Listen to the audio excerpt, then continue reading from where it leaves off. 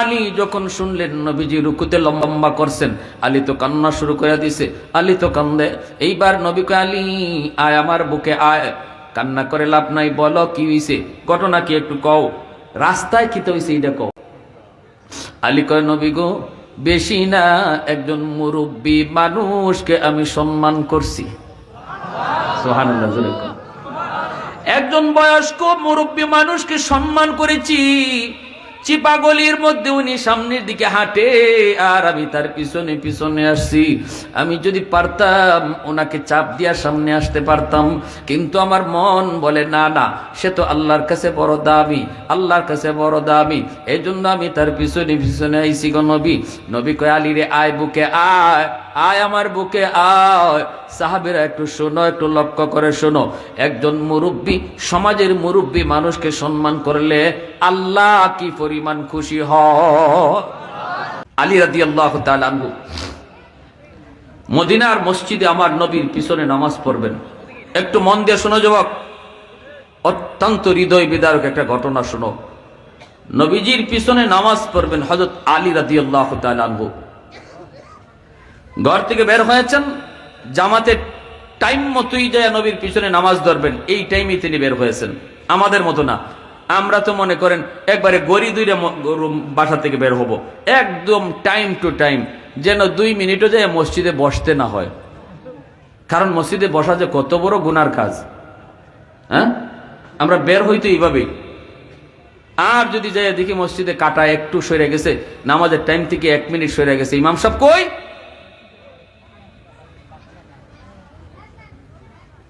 এখনো মক্কা মদিনায় নামাজ কয়টার সময় দাঁড়াবে, জামাত কয়টায় খাড়াবে, কোনো ক্যালেন্ডারে লেখা নাই।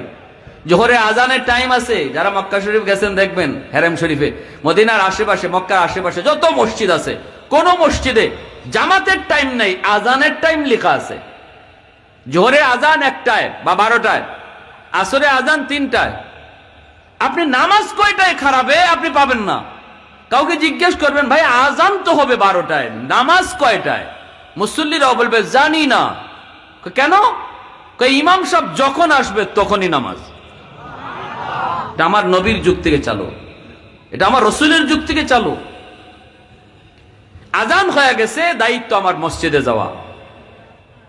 টাইম দুইটা, জামাতের টাইম দুইটা মসজিদ থেকে বের হতে বলা হয় নাই। পা গলিটা পার হতে গেলে একজন মানুষই পার হতে হয়, আর একজন আসা যায় না। আর একজন যদি পাস করে, ক্রসিং করে, তো একজনের চাপ দিতে হয়, ভাই আমার একটু রাস্তা দেন, একটু চাপ দিতে হয়। তো আলী রাদিয়াল্লাহু তাআলা এই চিপা গলিটাতে ঢুকলেন। ঢুকে তিনি মনে মনে ভাবতেছেন, আমি তো আলহামদুলিল্লাহ আল্লাহ রাসূলের পিছনে জামাত যেয়ে পাবো, টাইম মতো তিনি পাইছেন। এর ভিতরেই দেখেন একটা বুড়া মানুষ, বৃদ্ধ মানুষ লাঠি বোর্ড দিয়া ওই চিপা গলিটা পার হইতেছে। এইবার আলী রাদিয়াল্লাহু তাআলা আনহু তিনি চিন্তায় পড়লেন, এখন আমি কি করব? আমি কি ওই মুরব্বী মানুষটাকে বলবো, চাচা একটু সাইড দেন, একটু সাইড দেন, বইলা যদি চাপ দেই তাহলে একটু রাস্তা পাবো, অনেক লম্বা গলি। আর যদি ওনাকে সাইড না দিয়া ওনার পিছনে পিছনে যাই, ওনাকে যদি কষ্ট না দেই, তাহলে নবীর পিছনে 1 রাকাত ছুটে যাবে। কয় রাকাত ছুটবে? 1 রাকাত ছুটে যাবে। অবশ্যই 1 রাকাত আমি পাবো না, কারণ ইনি যেভাবে আস্তে আস্তে টুক টুক টুক টুক করে হাঁটতেছে লাঠি বোর্ড দিয়ে, ওনার পিছনে পিছনে আমিও যদি টুক টুক করে যাই, তাহলে 1 রাকাত পাবো না। কি করব? নবীর পিছনে নামাজ 1 রাকাত দেয়া ধরবো, নাকি নামাজ 1 রাকাত চলে যাবে? মুরব্বী মানুষকে কষ্ট দিব নাকি দিব না? আলীর মন আলীকে কয়, আলী রে, এ আলী সাবধান। ওই মুরব্বী মানুষ যাদের রুকু সেজদা দিতে কষ্ট হয়, এরপরও কষ্ট করে সেজদা দেয়, এমন মুরব্বী মানুষের খাতিরে আল্লাহ জমিন টিকায় রাখছে। সাবধান, কষ্ট দিবি না, বেয়াদবি করবি না। এইবার আলী কয়, না না, পিছনে পিছনে আমি যাব, তবুও কষ্ট দেব না। পিছনে পিছনে তিনি যাইতেছেন, পিছনে পিছনে যাইতেছেন। এইদিকে আলীর মনে মনে, নামাজ তো আমার 1 রাকাত নবীর পিছনে ছুটে যাবে, ঠিক আছে ছুটে যায় যাক, পরে আমি 1 রাকাত আদায় করে নিব। এইভাবেই তিনি পিছনে পিছনে হাঁটতেছেন, আর মনে মনে সিদ্ধান্ত নিছেন নামাজ 1 রাকাত তো পাবই না। কিন্তু আল্লাহর কাছে হযরত আলীর এই আমলটা এত পছন্দ হইছে, আল্লাহ জিব্রাইলকে নবীর কাছে পাঠায় বলতেছে, জিব্রাইল আমিন নবী রুকুতে গেছেন, আল্লাহ নবী রুকুতে গেছেন নরমালি, ওই সময় জিব্রাইল আইসা বলে, ইয়া রাসূলুল্লাহ, নবী গো আপনি মাথা তুলবেন না, রুকু লম্বা করেন, কারণ আপনার আলী এখনো জামাতে শরীক হয় নাই।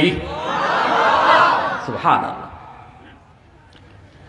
আল্লাহ নবী রহমতের নবী নামাজের ভিতরে অবাক, কিন্তু কথা বলার সুযোগ নাই। নবী তো এই কথা জিগাইতে পারেন না, ভাই জিব্রাইল আমার আলী কেন আজকে দেরি করলো, এই কথা তো জিগাইতে পারেন না। নবী বলতেছেন, নবী তো রুকু লম্বা করেন। জিব্রাইল পাশে দাঁড়ায় আছেন আর বলেন, নবী গো আপনি আমার উপরে কষ্ট নিয়েন না গো নবী, এটা আল্লাহর অর্ডার। সুবহানাল্লাহ, জোরে কোন। আপনার এই রুকুতে লম্বা করাইতেছি আমি, জিব্রাইলের উপরে কষ্ট নিয়েন না গো নবী, এটা আল্লাহর অর্ডার, কারণ আপনার আলী জমাতে শরীক না হওয়া পর্যন্ত আপনার রুকু লম্বা করা লাগবে। সুবহানাল্লাহ। হযরত আলী তিনি তো খবর নাই, তিনি মসজিদের ভিতরে ঢুইকে দেখেন নবীজি রুকুতে আছেন। আলী তো মনে মনে ভাবছেন রুকু তো পাবো না, রাকাত তো আমার একটা চলে যাবে, কিন্তু আলী ঢুইকে দেখেন নবী রুকুতে আছেন। তিনি তো খুশি, হাইরে আমি তো ভাবছিলাম এক রাকাতও পাইবো না, এখন দেখা যায় আমার রাকাত একটাও ছুটছে না, আমি তো প্রথম রাকাতে রাসূলের রুকুতে পেয়ে গেছি, মনে হয় নবীজি আজকে কেরাত লম্বা করে পড়ছেন। তো হযরত আলী পিছনে এসে রুকুতে শরীক হইছেন। এমনি জিব্রাইল কয়, নবী গো মাথা উঠান, আপনার আলী জামাতে শরীক হয়ে গেছে, রুকুও পেয়ে গেছে। हैदार तेरा नाम से इस्लाम रहेगा, हैदार तेरा नाम से इस्लाम रहेगा, दुनिया की शजाअत में तेरा नाम रहेगा, दुनिया की शजाअत में तेरा नाम रहेगा, उस्मान तेरा नाम से इस्लाम रहेगा, दुनिया की सखावत में तेरा नाम रहेगा, दुनिया की सखावत में तेरा नाम रहेगा, मुआविया तेरा नाम से इस्लाम रहेगा, दुनिया की सियासत में तेरा नाम रहेगा, दुनिया की सियासत में तेरा नाम रहेगा। মুসলমানের আওয়াজে বলি আল্লাহু আকবার, আরো জোরে বলি আল্লাহু আকবার। ভাইরা বন্ধুরা, এইবার আলী রাদিয়াল্লাহু তাআলা আনহু তিনি তো এইবার কি করলেন, রুকুতে লম্বা রুকু আইসা পাইলেন, আর নবীকে আল্লাহ পাক রব্বুল আলামিন জিব্রাইল মারফতে কইলেন, নবী গো এবার মাথা তুলেন, কারণ আলী রুকু পাইছে। নবীজি মাথা তুললেন, নামাজ শেষ হলো। শেষ হওয়ার পরে নবীজি মিম্বরে বৈশা সাহাবীদেরকে বলেন, সাহাবীরা সামনের দিকে আগাও, প্রথম রাকাতে রুকুটা অনেক লম্বা হইছে, এটা সবাই টের পাইছনি?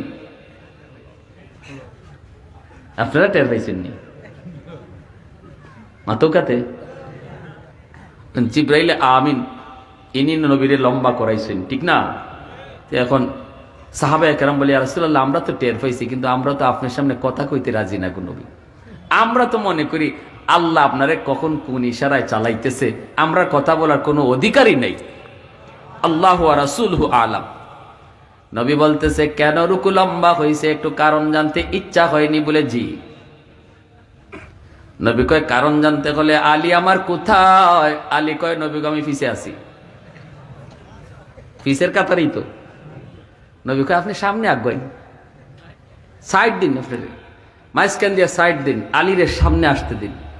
সবাই তো মনে মনে, আল্লাহ আলীর উপরে আবার কোন মামলা, রুকু কে লাগি লম্বা হইলো, এটা আলীরে পিছ থেকে আনার কারণটা কিটা? এখন দেখা যায় মাঝখান দিয়ে রসুলকে রাস্তা করে দাও, আমার আলীর সামনে আইতে দাও। নবীজি ভিতরে ভিতরে একটু রাগো, একটু গুসাও, তোমার আজকে আসতে দেরি কেন করলা, আর আমারই অত লম্বা রুকু কেন করাইছো? প্রতিদিন তুমি টাইম টু টাইম আও, আজকে তুমি দেরি করে আসছো আর আমার রুকু লম্বা হইছে। নবীজি কাছে আইনা বলতেছে, আলী ব্যাপার কি, আজকে দেরি করছো কেন জামাতে আসতে? মদিনার মসজিদ নীরব নিস্তব্ধ, সমস্ত সাহাবীরা শুনতেছেন। নবী বলতেছে, আলী বলো। আলীও বয়স শেষ, আল্লাহ মামলা দিয়ে আমার উপরে, বুঝতেছি না ঘটনাটা কি। আলীকে রসুল কয়, আলী দেরি হইছে কেন? আলী বলে, নবী গো বেশি দেরি হয় নাই, আমি আপনারে রুকুতে পাইছি। কেমন হইছে? আল্লাহ নবী বলে, আলী কেমনে রুকু তুমি পাইছো, খবর আসেনি? এই খবর তো তোমার নাই, কেমনে তুমি রুকু পাইছো? আলী বলে, ইয়া রাসূলুল্লাহ বুঝি নাই গো নবী। আলীর তো বুঝার কথাও না। নবী বলেন, আলী আমি যখন রুকুতে গেলাম, জিব্রাইল আইসা কয়, নবী গো আল্লাহর ওয়ার্ডার, রুকু লম্বা করেন। কারণ আপনার আলী এখনো রাস্তায়, মসজিদে জামাতে শরীক হতে পারে নাই। আলীর যেন একটা রাকাতও ছুটে না যায়, এজন্য আল্লাহ আমার রুকু লম্বা করা দিছে। এই কথা বলা মাত্র আলীর চোখ থেকে দর দর করে পানি পড়ে। আলী কান্না শুরু করে দিছে, আর কান্দে, আর নবী গো মাপ চাই গো নবী, আজ আমার কারণে আপনার কষ্ট হলো। নবী গো আমি তো এটা জানি না, আমি তো বুঝি নাই, আমি তো মোটো টের পাইনি এটা কেমনে কি হলো। ইয়া রাসূলুল্লাহ আমি আপনারে কষ্ট দিয়ে ফেলেছি, আমার কারণে কষ্ট হয়েছে। সাহাবায়ে কেরাম রাদিয়াল্লাহু তাআলা আনহুম, আল্লাহ নবীর বিন্দু পরিমাণ কষ্ট তারা সইতে পারতেন না। জীবন যাবে যাক, তবু নবীর গায়ে একটা ফুলের ছিটা লাগুক, এটাও তারা সইতেন না। ঠিক কিনা জোরে বলেন? আবু সুফিয়ান বলেছিল হযরত খাব্বাব রাদিয়াল্লাহু তাআলা কে বলেছিল, ও মিয়া খালি একবার শুধু কও যে ওই শুলিতে যে তুমি আসো, এখান থেকে তোমারে নামাইয়া মুহাম্মদকে এখানে আমরা লাগাইছি, একবার শুধু কও, একবার বললেই তোমারে মুক্ত করে দিব। নবীর সাহাবী কয়, অসম্ভব, আমার জীবন যাবে, শুধু বাস্তবে না মুখে এই কথাও আমি বলতে পারবো না, লাগলে আমি জীবন দিয়ে দিব। বাস্তবে তো আমার নবী শুলিতে আছেন, এটা তো প্রশ্নই উঠে না। তুমি যে মুখে শুনতে চাইতেছো তাও মানবো না, লাগলে আমার জীবন দিয়ে দিব। আবু সুফিয়ান কাফেরদের লিডার বলেছিল, মা রাআইতু আহাদান ইউহিব্বু আহাদান কা আসহাবে মুহাম্মাদিন মুহাম্মাদা। পৃথিবীতে আমি ভালোবাসা দেখেছি, আবু সুফিয়ানের কথা, পৃথিবীতে ভালোবাসা দেখেছি, মানুষ মানুষকে ভালোবাসে দেখেছি, কিন্তু মুহাম্মদের সাহাবীরা মুহাম্মদকে যেই ভালোবাসে এমন ভালোবাসা দেখি নাই। সুবহানাল্লাহ। আলী রাদিয়াল্লাহু তাআলা তাবুক যুদ্ধ থেকে মায়ার নবী ফিরে আসতেছেন, নবীজি বলতেছেন, আলী আমি তোমার উরুতে একটু ঘুমাই, আমার একটু ক্লান্তি লাগতেছে। হযরত আলী বলে, ইয়া রাসূলুল্লাহ এটা তো আমার খুশ নসিব, আপনি ঘুমান। নবীজির আলী ঘুম পাড়াইয়া দিয়েছেন। হযরত আলী মনে মনে ভাবতেছেন, হ্যাঁ একটু পরেই তো রাসূল উঠে যাবেন, আসরের নামাজ পড়েন নেই। আলী মনে মনে ভাবছেন, একটু পরে তো রাসূল উঠবেন, এটা তো রেস্ট, এটা তো আর ঘুম না। কিন্তু আল্লাহ, নবীজির ঘুম লেগে গেছে, এইদিকে সূর্য লাল হয়ে ডুবে যাইতেছে, আলীর ভিতরে তুফান শুরু হয়ে গেছে, আমার তো নামাজ কাজা হয়ে যাইতেছে। মুমিনের আলামত হলো মাল ঈমান ইয়া রাসূলুল্লাহ, ইযা সাররাতকা হাসানাতুকা ওয়া ইযা সাআতকা সাইয়্যাতুকা ফাআনতা মুমিন। গুনাহ হয়ে যাওয়া এটা অন্যায় নয়, গুনাহ করার পর যদি দিলের ভিতরে চোট না লাগে এটা হলো অন্যায়। রাসূল কয়, গুনাহ হওয়ার পর যদি কারো দিলে চোট না লাগে, ব্যথা না পায়, অনুতপ্ত না হয়, হায় আমি এটা কি করলাম, হায় আমার দ্বারা এটা কি হলো, এতটুকু অনুভূতি যদি কারো অন্তরে না আসে, আল্লাহ রাসূল কয় মনে করবা তার ঈমান নাই, ঈমান নাই, ঈমান নাই। আর গুনাহ হওয়ার পরে যদি আল্লাহ আমি এটা কি করলাম, আল্লাহ আমি ভুল করে ফেলছি, হায় আমার দ্বারা এটা কি হইলো, সে পেরেশান, ঘুমের ভিতরে আমার ফজর চলে গেছে, আল্লাহ তুমি আমারে মাফ করো, এভাবে যদি কয় তাহলে বোঝা গেল রাসূল বলতেছেন তার ঈমান আছে, ঈমান আছে, ঈমান আছে। গুনাহ তো হবেই ভাই, গুনাহ হবে না কার, গুনাহ তো হবেই। শয়তান পিছনে লাইগে আছে গুনাহ করাবে। গুনাহ হয়ে যাওয়াটা, গুনাহ করাটা এটা বড় অপরাধ না, সবচেয়ে বড় অপরাধ হলো গুনাহ করার পরে ড্যাম কিয়া এটা মনে করা হলো সবচেয়ে বড় অপরাধ। আলী রাদিয়াল্লাহু তাআলা পেরেশান হয়ে গেছেন, এইবার সূর্য ডুবেই গেছে। হযরত আলী মনে মনে ভাবতেছেন, আমি কি রাসূলকে ডাক দিব নাকি আমার সূর্য ডুবে যাবে। আলী মনকে বলতেছে, আলীর মনকে সাবধান, যে নবীর উসিলায় আল্লাহ সূর্য বানাইছে এই নবীর ঘুম ভাঙাবি না। সুবহানাল্লাহ জোরে বল, ওই নবীর ঘুম ভাঙাবি না, লাগলে তোমার নামাজ কাজা হয়ে যাক। নামাজ কাজা হয়েই গেছে, সূর্য ডুবে গেছে, নবীজির ঘুম ভাঙছে। রাসূল দেখে আলীর চেহারা বিভর্ষ। রাসূল বলে, আলী ব্যাপার কি, মনে হইতেছে কোন একটা বিপদ। আলী বলে, ইয়া রাসূলুল্লাহ আসরের নামাজ পড়তে পারি নাই, সূর্য ডুবে গেছে। রাসূলকে আমাকে ডাক দিলা না? নবী গো আপনারে ডাক দিলে আপনার ঘুম ভাঙবে, এজন্য আপনার কষ্ট হবে, তাই ডাক দেই নেই। আমার নবী, আপনার নবী, রহমতের নবী, দু জাহানের বাদশা, হাত উঠায় দিছেন আল্লাহর কাছে, ও মালিক আজ আমার আলী তোমার বন্ধুর একটু আরামের জন্য তোমার বন্ধুর আরামের জন্য তার নামাজ কাজা হয়েছে, তোমার সূর্য ডুবে গেছে। আল্লাহ, এই সূর্য তোমার কোথায় উঠে তোমার কোথায় ডুবে। ও মালিক, আলী তো নিজের ইচ্ছায় নামাজ কাজা করে নাই, হাত দুইটা উপরে উঠাইছি। আমার হাত উপরে থাকতে থাকতে তুমি ডুবন্ত সূর্য আবার আকাশে উঠাও। সুবহানাল্লাহ, জোরে কোন। রদ্দে শামস নামক কিতাবের ভিতরে আসছে, দ্বীনের নবী, মায়ার নবী হাত উঠে, আল্লাহ, ডুবে যাওয়া সূর্য আবার উঠাও, যেন আমার আলী টাইম মতো আসরের নামাজ পড়ে। আমি এত কিছু বুঝি না, সূর্য তোমার কোথায় উঠে তোমার কোথায় ডুবে। আলী নিজের ইচ্ছায় নামাজ কাজা করে নাই, তোমার বন্ধুর জন্য নামাজ কাজা করছে। ওই বন্ধু হাত উঠাইছে, হাত নামাবে না সূর্য না উঠা পর্যন্ত। নবীর হাত উপরে থাকতে থাকতেই আল্লাহ ডুবন্ত সূর্য আবারও আকাশে উঠায় দিছে। আল্লাহ। সেই আলী যখন শুনলেন নবীজি রুকুতে লম্বা করছেন, আলী তো কান্না শুরু করে দিছে। আলী তো কান্দে। এইবার নবী কয়, আলী আয় আমার বুকে আয়। কান্না করে লাভ নাই, বলো কি হইছে, ঘটনা কি একটু কও, রাস্তায় কি তো হইছে এটা কও। আলী কয়, নবী গো, বেশি না, একজন মুরব্বী মানুষকে আমি সম্মান করছি। সুবহানাল্লাহ, জোরে কও।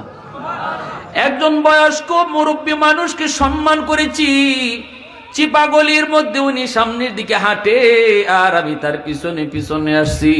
আমি যদি পারতাম ওনাকে চাপ দিয়া সামনে আসতে পারতাম, কিন্তু আমার মন বলে না না, সে তো আল্লাহর কাছে বড় দামি, আল্লাহর কাছে বড় দামি, এই জন্য আমি তার পিছনে পিছনে আইছি গো নবী। নবী কয়, আলী রে আয় বুকে আয়, আয় আমার বুকে আয়। সাহাবীরা একটু শোনো, একটু লক্ষ্য করে শোনো, একজন মুরব্বী, সমাজের মুরব্বী মানুষকে সম্মান করলে আল্লাহ কি পরিমাণ খুশি হয়। এ যুবক, সামনের জীবনের সবগুলি এখনো পথ তোমার সামনে, এই সবগুলি ঘাট যদি মুক্ত হতে হয়, সামনের জীবনের সবগুলা ঘাট যদি তোমার পার হতে হয়, পিছনে মুরব্বীদের দোয়া লাগবে, পিছনে বাপমার দোয়া লাগবে, পিছনে উলামায়ে কেরামের দোয়া লাগবে।